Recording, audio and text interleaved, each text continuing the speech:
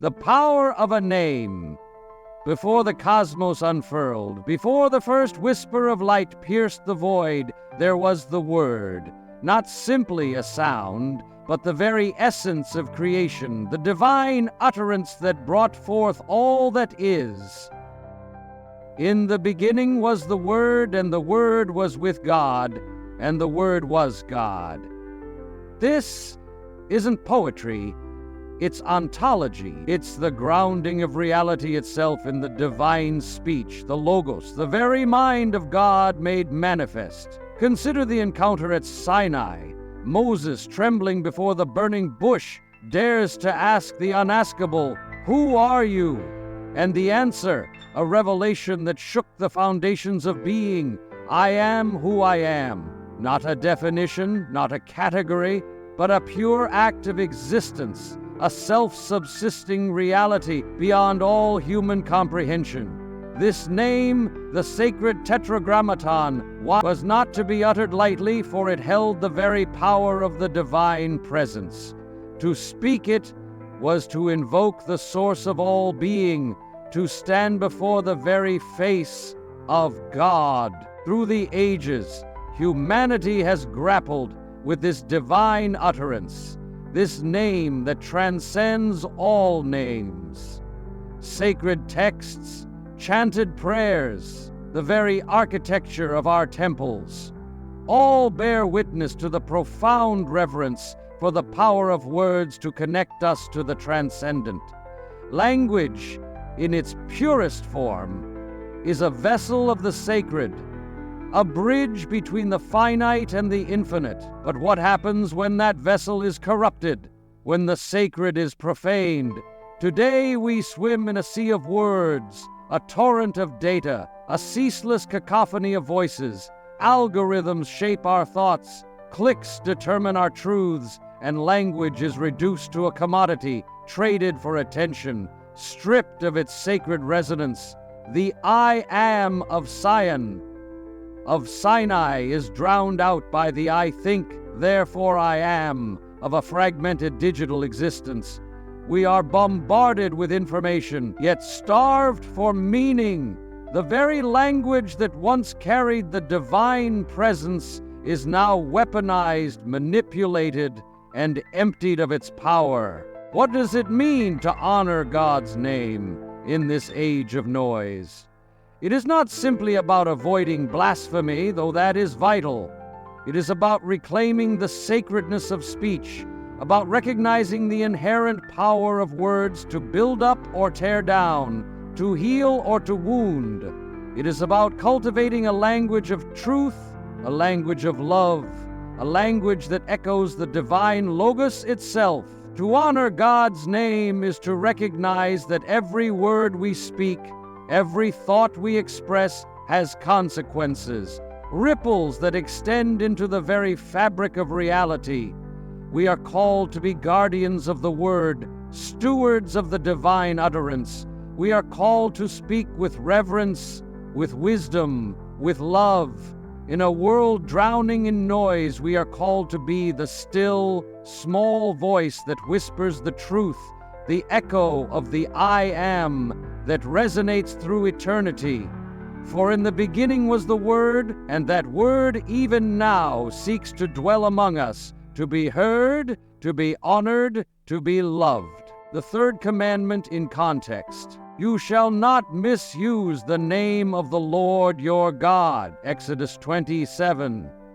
This seemingly simple injunction, nestled within the Decalogue, the very heart of the Mosaic covenant, carries a weight that reverberates through the ages. We must understand it within its context, not as a mere legal prohibition, but as a profound revelation about the nature of God and the nature of our relationship with Him. Imagine the scene: a people newly liberated from centuries of slavery, standing at the foot of a mountain shrouded in smoke and fire. The voice of God, like thunder, echoes through the wilderness, laying down the foundations of a new covenant, a new way of being. In this context, the third commandment is not merely about avoiding profanity.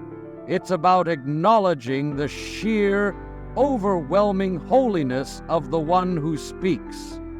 To misuse his name is to violate the sacred space he has created, to disrupt the very order of being, the Tetragrammaton, YHWH, this sacred name, whispered rather than spoken, a name that embodies the very essence of God's self-existence.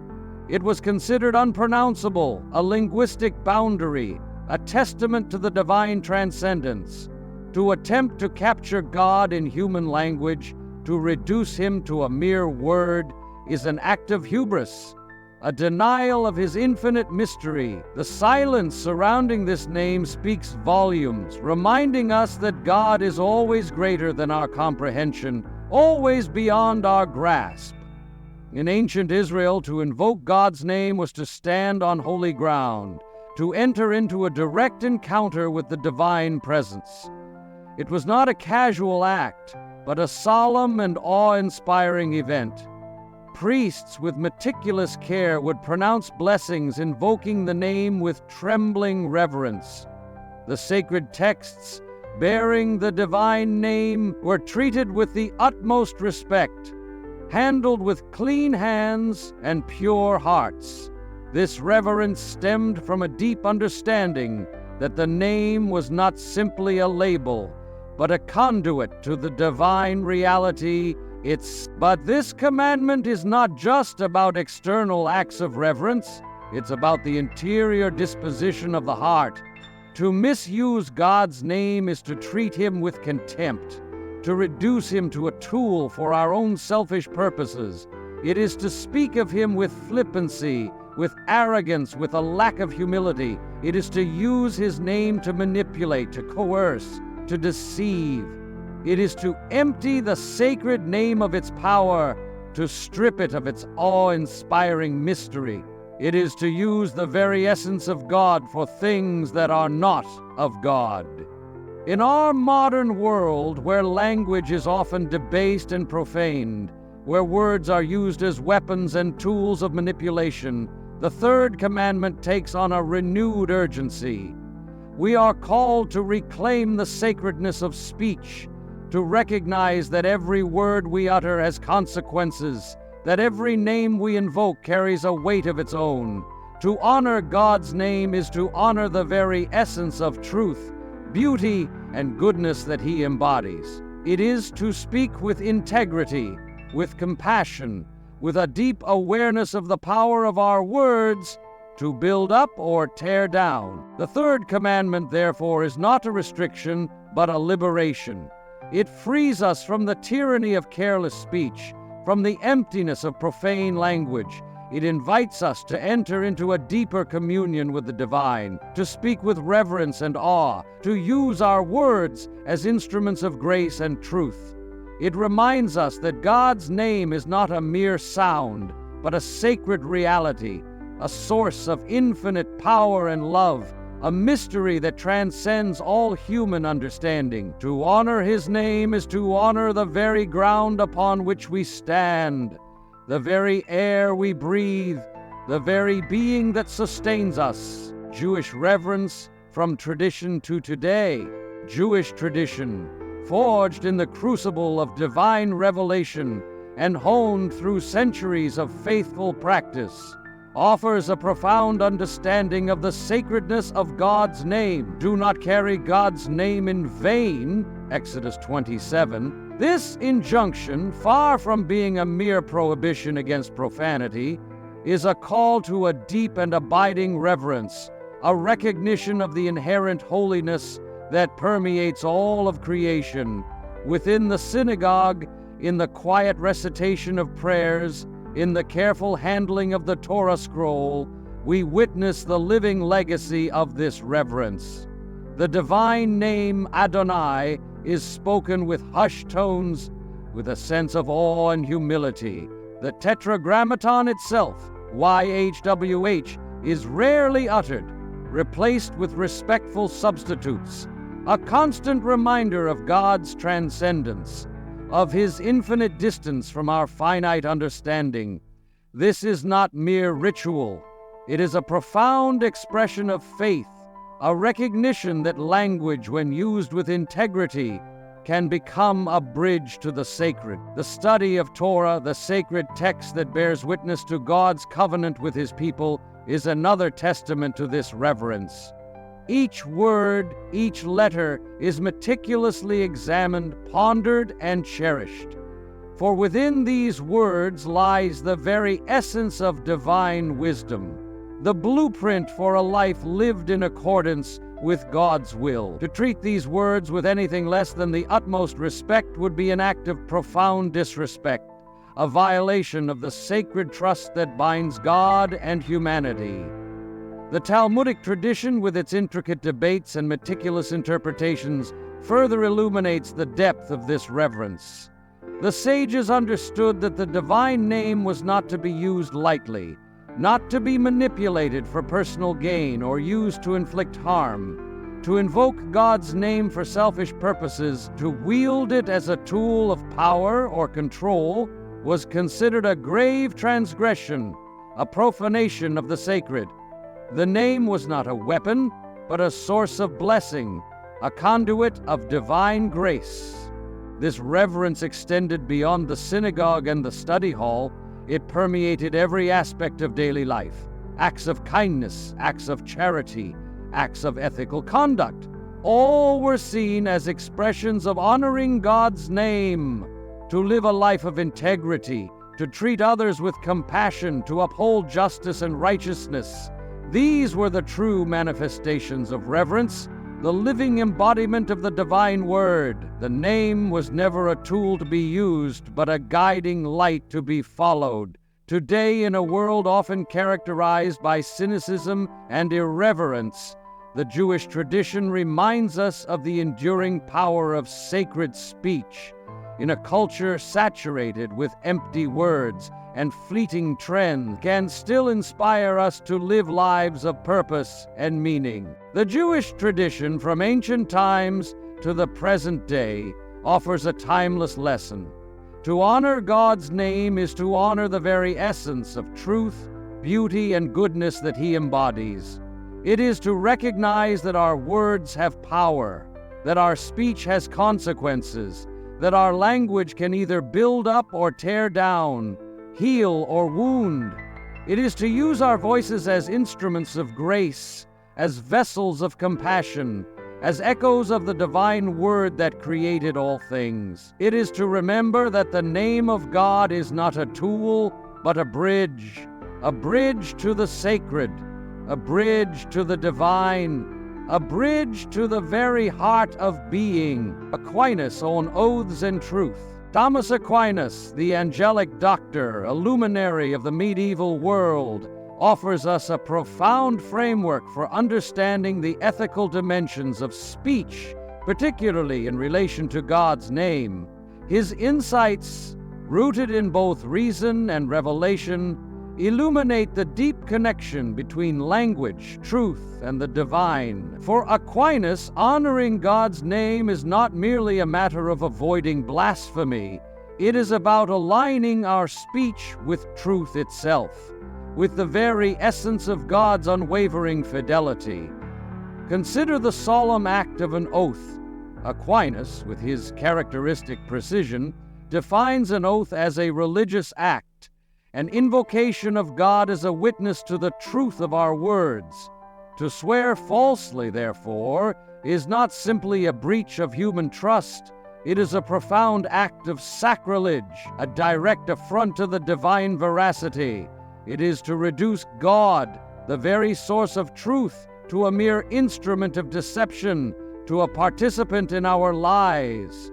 It is a radical inversion of the order of being, a denial of God's absolute integrity. This echoes the simple yet profound teaching of Jesus. Let your yes be yes, your no be no. This is not a mere exhortation to honesty. It is a call to a radical transparency, a complete alignment of our inner intentions with our outward expressions.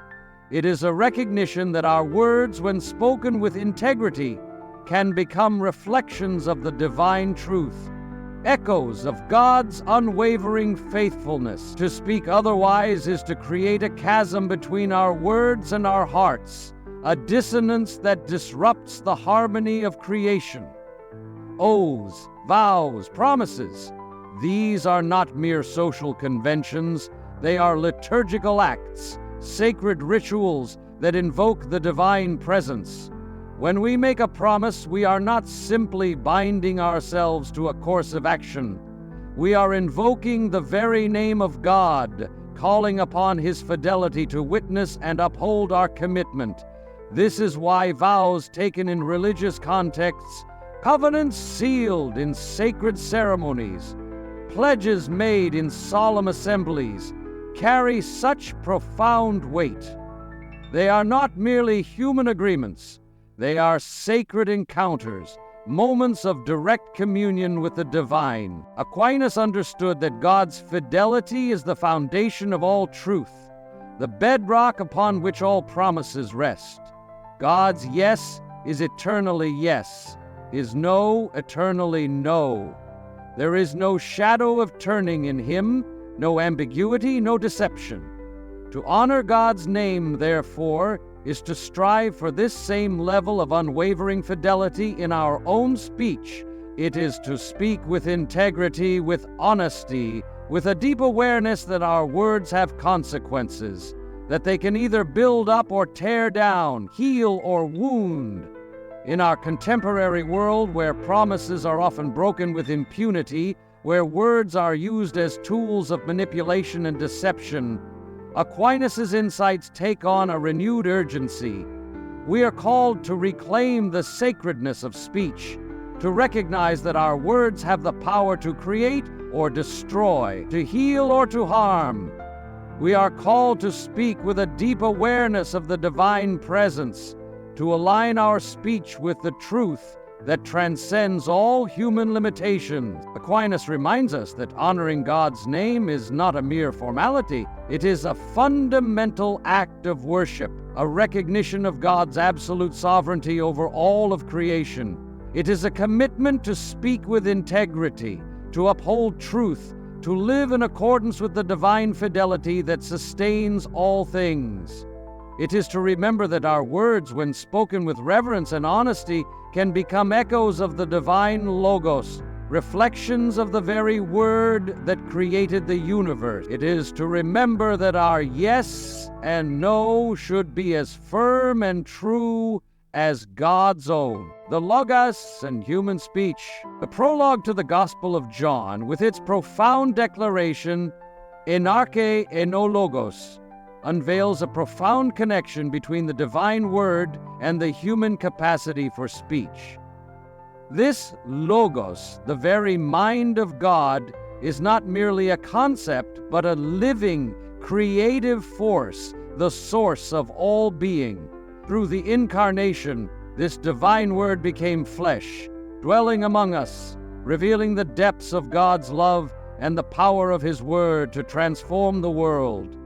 In the image of God, we are created as beings of language, endowed with the capacity to articulate, to create meaning, to shape reality through the power of our words. This is not merely a biological function, it is a participation in the very creative act of God. When we speak, we echo the divine Logos, weaving threads of meaning into the fabric of existence. To misuse words, therefore, is not merely a linguistic error, it is a distortion of our divine likeness, a corruption of the very image of God within us. When we use language to deceive, to manipulate, to sow discord, we are not merely harming others, we are wounding the very heart of creation, disrupting the symphony of divine communication.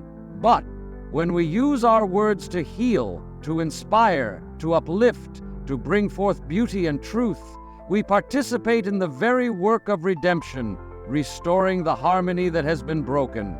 Our words can be instruments of grace, bridges of understanding, seeds of hope, sown in the barren ground of despair. The Logos, the divine word, is not a distant, abstract concept.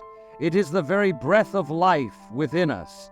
the source of our creativity, the wellspring of our deepest longings. To honor God's name is to honor this divine spark within us, to use our words with reverence, with integrity, with a deep awareness of their power to shape the world around us. Medieval oaths and Reformation rebukes. In medieval Europe, the weight of an oath was immense, sworn on sacred relics believed to hold the very power of the divine.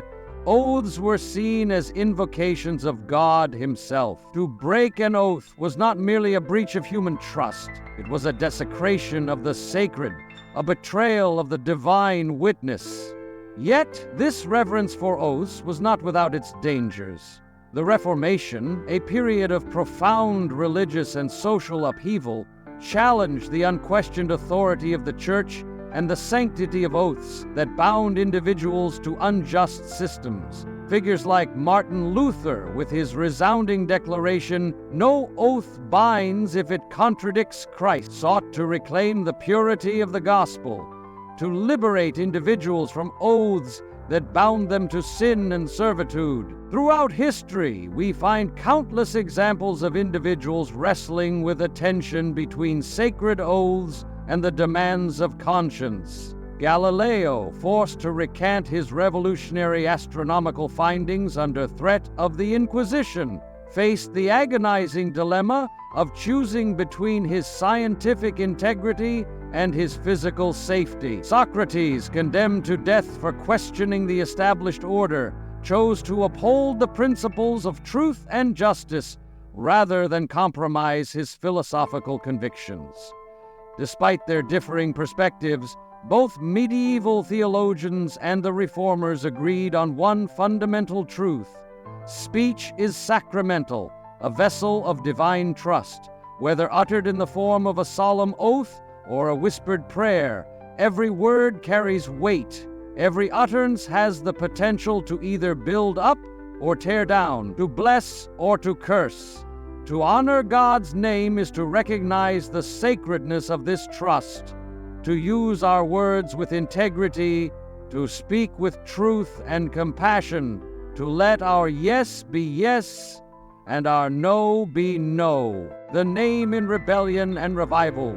Throughout history, the name of God has been invoked not only in acts of worship and praise, but also in moments of profound struggle and rebellion. For those who have been oppressed, marginalized, and silenced, the name of God has been a source of strength, a beacon of hope, a reminder of the ultimate justice that awaits them. During the civil rights movement, the name of God was invoked as a powerful force for liberation. Dr. Martin Luther King Jr., drawing upon the rich tradition of the Black Church, proclaimed, "The arc of the moral universe is long, but it bends toward justice." He reminded his followers that God's name was not a tool of oppression, but a call to justice, a demand for equality, a promise of a better future. In every struggle for freedom, in every movement for justice, we find the echoes of this profound truth.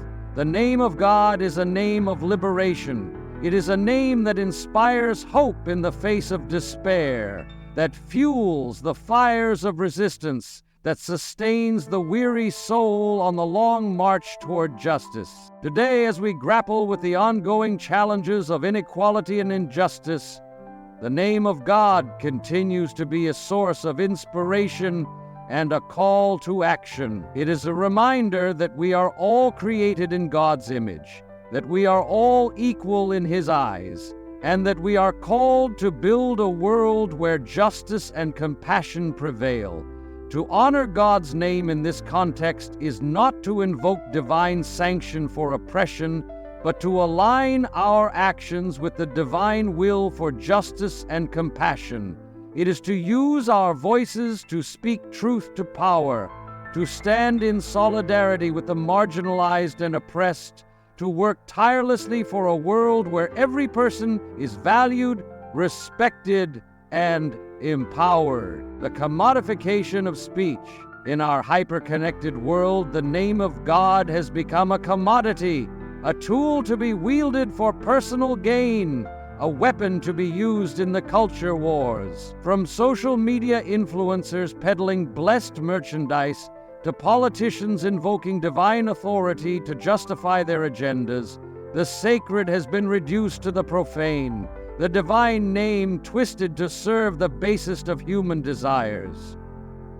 The third commandment, "You shall not misuse the name of the Lord your God," thunders across the centuries, a timeless warning against the dangers of this commodification. To invoke God's name to sell products, to amass followers, to amass wealth, is a profound act of sacrilege, a reduction of the divine to the mundane, a perversion of the sacred. Equally disturbing is the weaponization of religious language for political gain.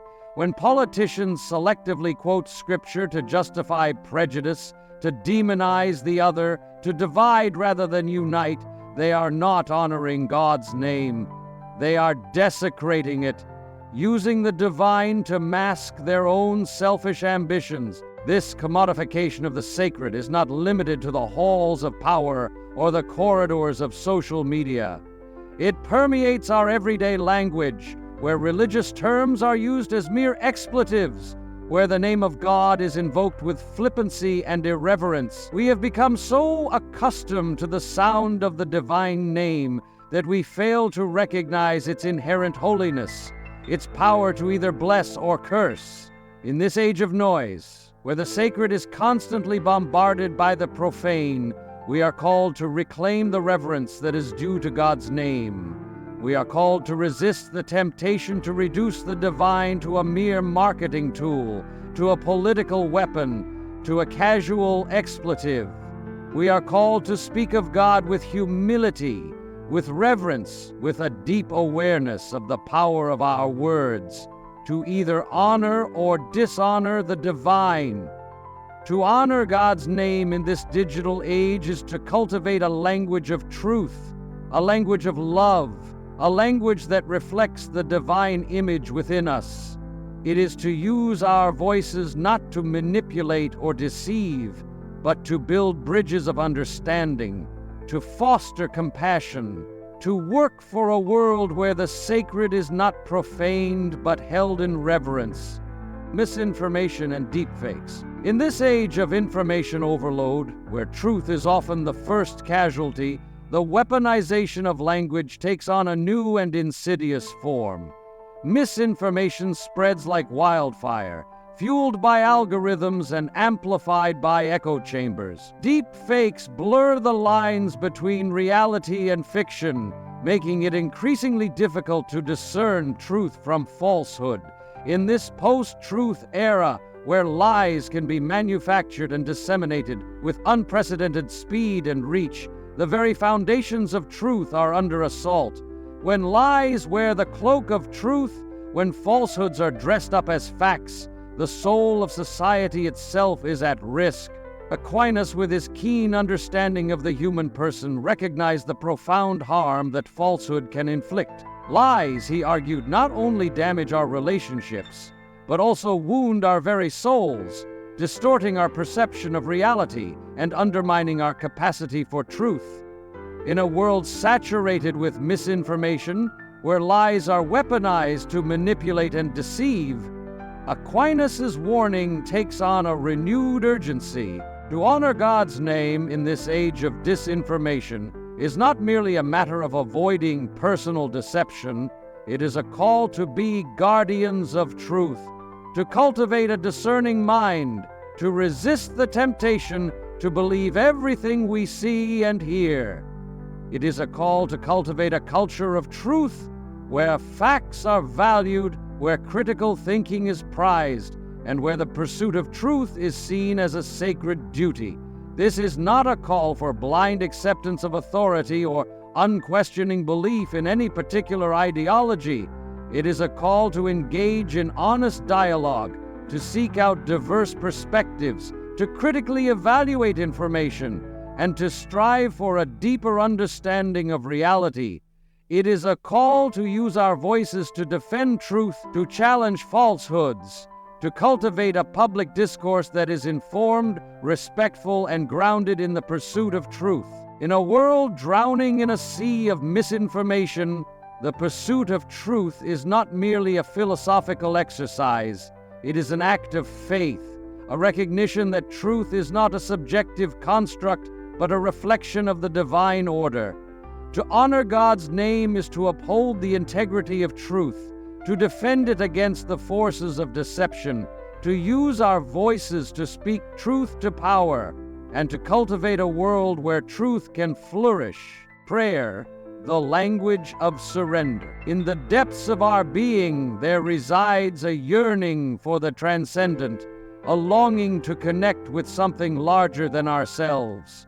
Prayer, in its purest form, is an expression of this yearning, a reaching out to the divine, a dialogue with the source of all being. It is a language of surrender, an acknowledgement of our limitations, a recognition that we are not in control.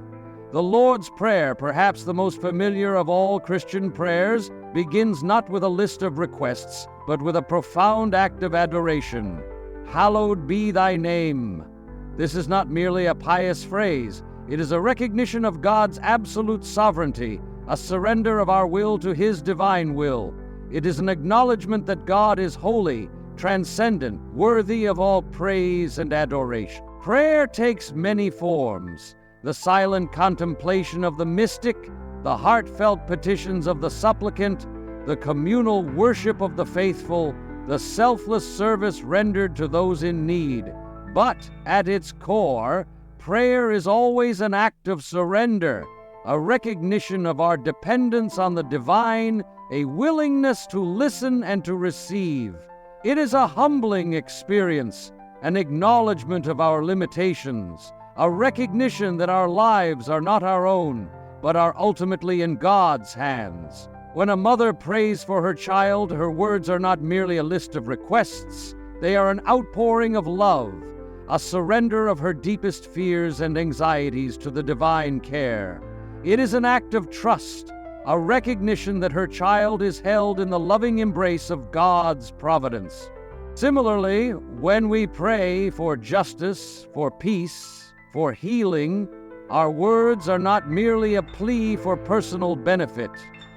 They are an expression of our deepest desires for a world transformed by God's love. It is an act of solidarity with all of humanity, a recognition that our own well-being is intertwined with the well-being of others.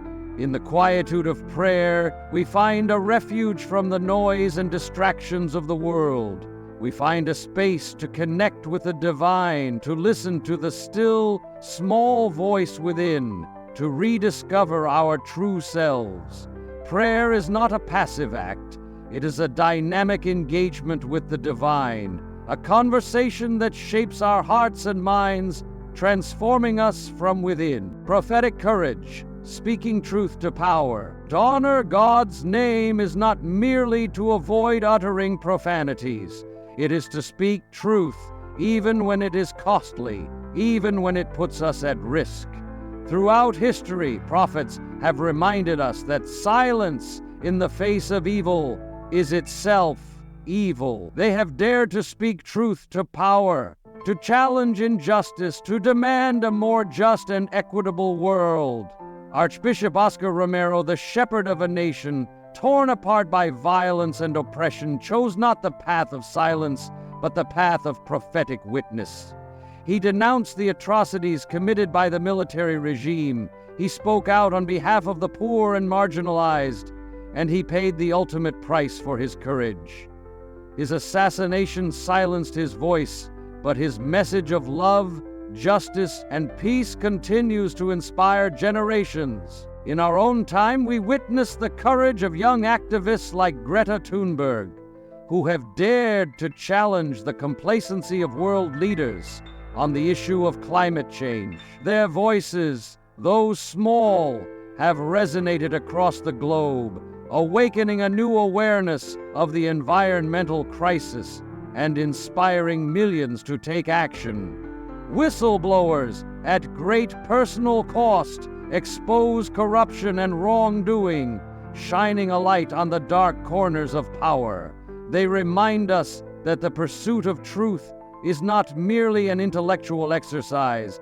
It is an act of courage, a commitment to justice, a recognition that silence in the face of evil is complicity with evil. To honor God's name is to be a voice for the voiceless, to speak truth to power, to challenge injustice wherever it may be found. It is to use our words not to manipulate or deceive, but to build a more just and equitable world, a world where the dignity of every human being is respected and where the light of truth prevails over the darkness of oppression. The Word made flesh, the Incarnation, the Word made flesh, offers us the ultimate model for sacred speech. Christ, the divine Logos incarnate, did not merely speak about love, he embodied it. He healed the sick, forgave sinners, stilled the storm, and ultimately offered his own life as a sacrifice for the redemption of humanity. His words were not mere pronouncements, they were acts of love, expressions of divine compassion, seeds of hope sown in the barren ground of human suffering. In the beginning, God spoke light, bringing order out of chaos, beauty out of nothingness. Now, God invites us to participate in this ongoing act of creation, to speak life into a world that often seems fractured and broken. To honor God's name is not merely to avoid uttering profanities. It is to turn noise into grace, to transform chaos into creation. It is to use our words to heal, to reconcile, to inspire, to bring forth the seeds of justice and peace. As the psalmist reminds us, let the words of my mouth and the meditation of my heart be acceptable to you, O Lord. May our words be a reflection of the divine word. May they be instruments of grace. May they echo the love and compassion of the world who spoke the world into being. And may we, like the Word made flesh, live out our faith, not merely in words, but in deeds, in acts of love and service, in lives that bear witness to the transformative power of the divine. Thank you for accompanying us on this profound exploration of the sacredness of speech. If this journey into the depths of language, its power, and its potential to reflect the divine has resonated with you, we invite you to join the Hope in God community. Subscribe for more theological reflections that seek to bridge ancient wisdom with the challenges of our modern world. Share your own experiences of encountering grace through the spoken and written word, and let us continue together, finding hope and cultivating a more sacred language in every step of our shared pilgrimage towards a deeper understanding of God's Word made manifest.